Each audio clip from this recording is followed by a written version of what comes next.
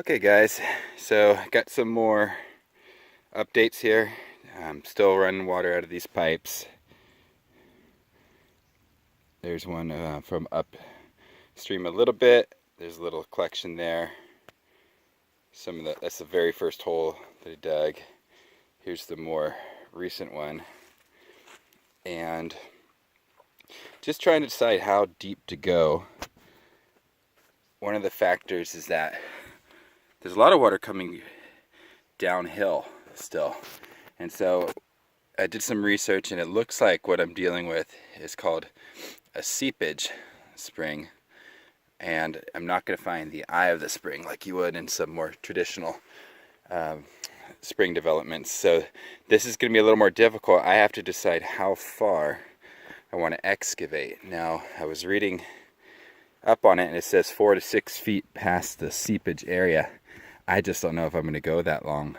I'm primarily going to be using this for agriculture, and so I'm not sure I want to go that much further up the canyon. As you can see, that's actually after the logs. Well, there you go, a little further up you can start seeing some of the logs. That's already been days and days of chainsawing it down to that point. And then see all the debris there is probably 4 or 5 feet thick. And then down here into the topsoil, getting that out of here. And then down, I kind of dammed it up a little bit on accident just during digging, but it'll pick up here in a minute.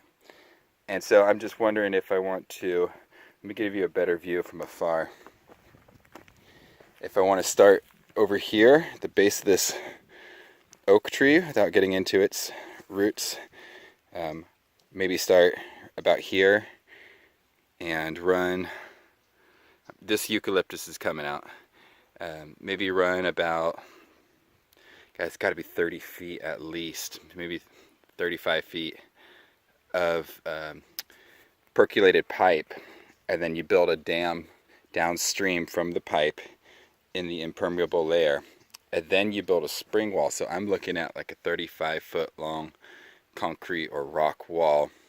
And then I also have to deal with downhill flow of water in the winter. It does flow some. I mean, we had a really wet year last year, and so it flowed about 4 inches above the debris layer. So there might be a lot more flowing down the canyon. So I'm thinking about maybe along this right side putting a pipe, a culvert, to divert the water away from the spring area. So it's going to be a lot of work. It's going to be a lot of work. Not like just finding a little eye and putting half of a trash can up against it with some clay. So, but then again, it's Southern California, and it is very rare to have water here, especially in November with no rain. I'm going to come down here by this oak. I'll give you an idea. You can see that in the winter, see the moisture on the rocks? You can see, I'm trying to find one. All of this hillside is actually pretty damp. I'm just walking through sludge down here. But up here you can see the calcite deposits coming out. So you can see that in the winter, that table rises for where that spring is. So I don't know how much deeper I really need to go if I'm getting usable water right now in November. If I really need to go much deeper than what I got. I think what I'm going to do right now is just excavate at about this grade level, gradually going up, excavate out the side of the left side of the hill in the center of the valley here, so I have room to put that wall in, and then I'll determine if I need to go any deeper. But I certainly don't think I need to go much deeper than this, although this seemed to generate the clearest, best flow right there. But there's still a bit coming from uphill.